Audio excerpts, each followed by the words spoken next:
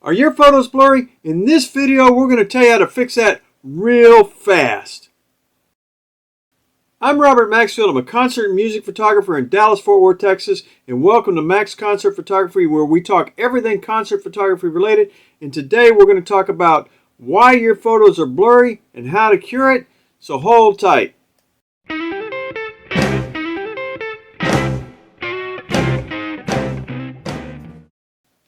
Okay, in a lot of videos, you'll see people talking about exposure triangles and stuff like that, and to most people, it comes out just plain gibberish. But here's what it really means. We're going to start off with shutter speed, and shutter speed, I'm going to use an example where when you fire your shutter, what happens is the shutter opens and closes, and the faster it opens and closes, the faster it stops the action. So I'm going to give you an example right here, and take a look. Okay, this is a real simple shot of the ceiling fan here in the studio, and it's shot at 1/30th of a second, ISO 1600 and f3.5, and as you can see, it's blurry. Okay, in this shot I quadrupled the shutter speed to 1/125th of a second, ISO 1600 and f3.5. It's better, but it's still blurry. And now in this shot I quadrupled again to 1/1500th of a second at 1600 ISO and f3.5, still a little blur. Okay, I doubled the shutter speed to 1/1000th of a second at ISO 1600 and f3.5, and we've almost got the fan blade stopped. So the moral of the story is, the higher the shutter speed, the more it stops the action. But that's not all. So you go, hey Bob, what is the rest of it? Well, the rest of it is your subject may be moving, and you may be moving and not realizing it. And the two of those together cause the higher shutter speed and blur. It's kind of like two airplanes coming together, one at 500 miles an hour and the other 500 miles an hour, and you've got 1,000 miles an hour enclosure. That's what it's like, and we're going to show you how that works and how to handle it. Almost forgot. The higher your shutter speed, the less light you let in, so that can cause a problem too. So we're going to cover that. Okay. This part of defeating blur is done with technique, and the longer your focal length lens, the bigger your lens is, the more susceptible you are to blur. Okay, it's kind of like looking down a tube.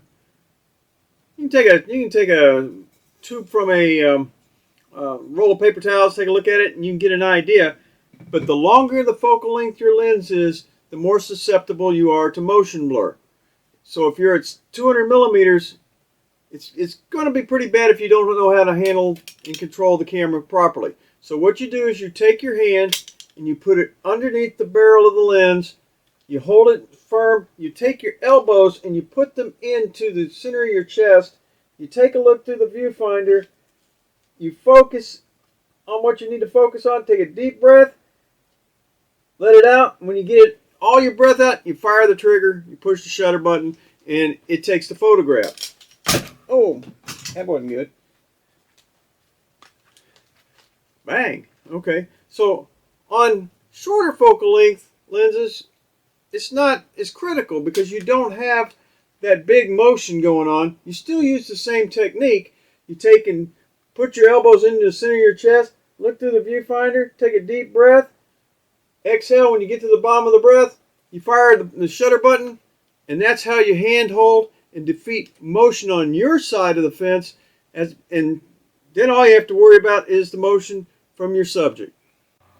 Here's a pretty good example. This is B.J. Barham of American Aquarium, and obviously he's moving. So the less you're moving, the easier it is for you to get a photograph in low light. The settings for this was 105 millimeters. It's a 200 millimeter lens, f2.8, and ISO of 1250. Okay, here's another shot, and this is of lacerated within. I shot this at 1/500th of a second at f3.5 at ISO 1600 and underexposed by about 2 stops. This allowed me to stop the hair in motion. I increased the exposure in camera raw in post in order to keep my shutter speed where I wanted it and my f-stop where I wanted it, and still I had to boost the exposure by a couple stops. Now we're going to talk a little bit about focusing patterns, and everybody would go, well, hey man, I just used the spot focus and it focuses where I want it to be, or I use the auto eye focus, which can be a major problem. How do you know how many focus points to actually use? And typically I use 9 focus points as a general rule, and I focus manually with my viewfinder. The problem with eye focus and this focus and animal focus and all that kind of stuff is sometimes it doesn't focus where you want. And like in a concert environment, when we first got one of our mirrorless cameras, the focus would always try to focus on the back guy and focus on the drummer, and everybody else would be blurry because we're in such low light and we're using a very wide f-stop because it's dark, and that causes a major problem, keeps you from having everything in focus. So I think it's always best to tell the camera and the lens where you want to focus and to what point. So I'm going to show you a photograph that I took. It's been a long time ago. This is of Susie Taylor, and one of the problems with this is we were using I think single point focus. I'll have to double check, but if you look at her right eyelash is not in focus. Her left eye is in focus. The microphone's in focus.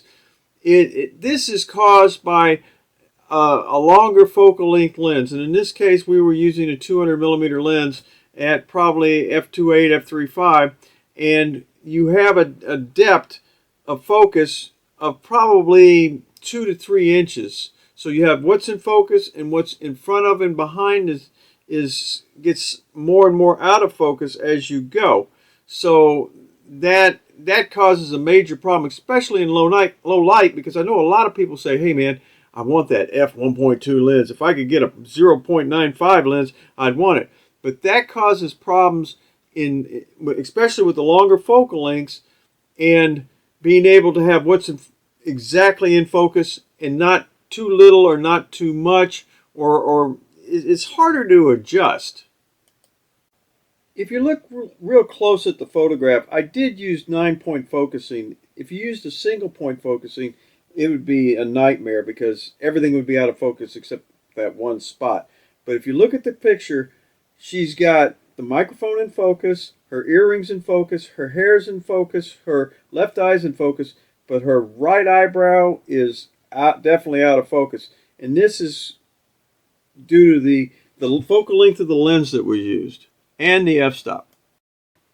Okay, one way to correct this is to you can increase your ISO, which I can't believe I said that, but you can increase your ISO and then use a denoising software to clean the photograph up. That's one way.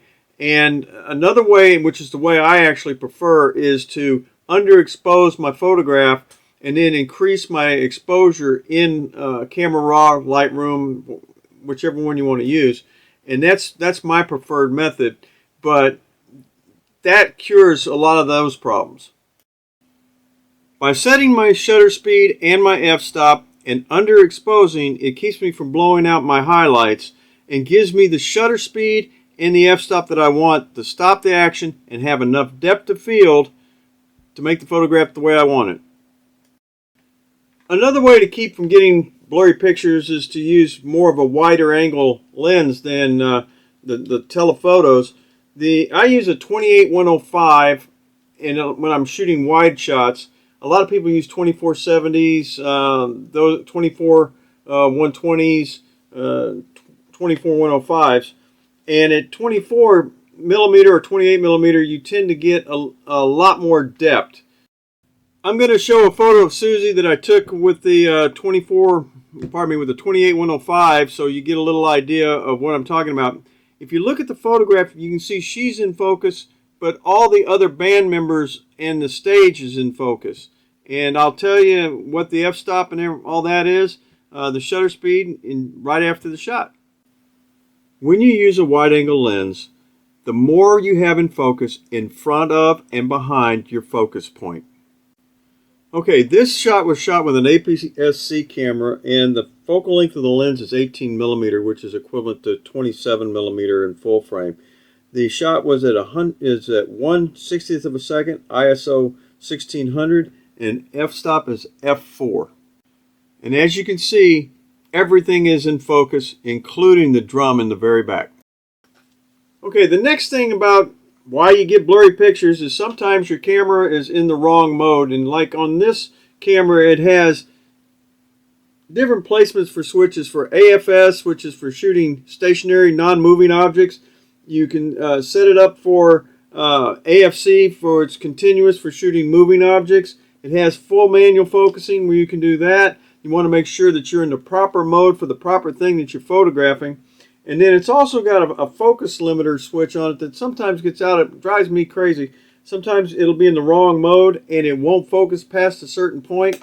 And if I'm in that gap in the middle where I'm not quite there and I'm there, I have to go and check it and make sure that it has full focus length. So you want to check those settings. You want to make sure everything on your lens is set to the way it is. And the best way to do this is to set your camera up before you even shoot anything that's important to you. There's nothing like going, oh, how about that? I can't take the photograph because my focus is not right, or my shutter speed is not right, or my aperture is not right.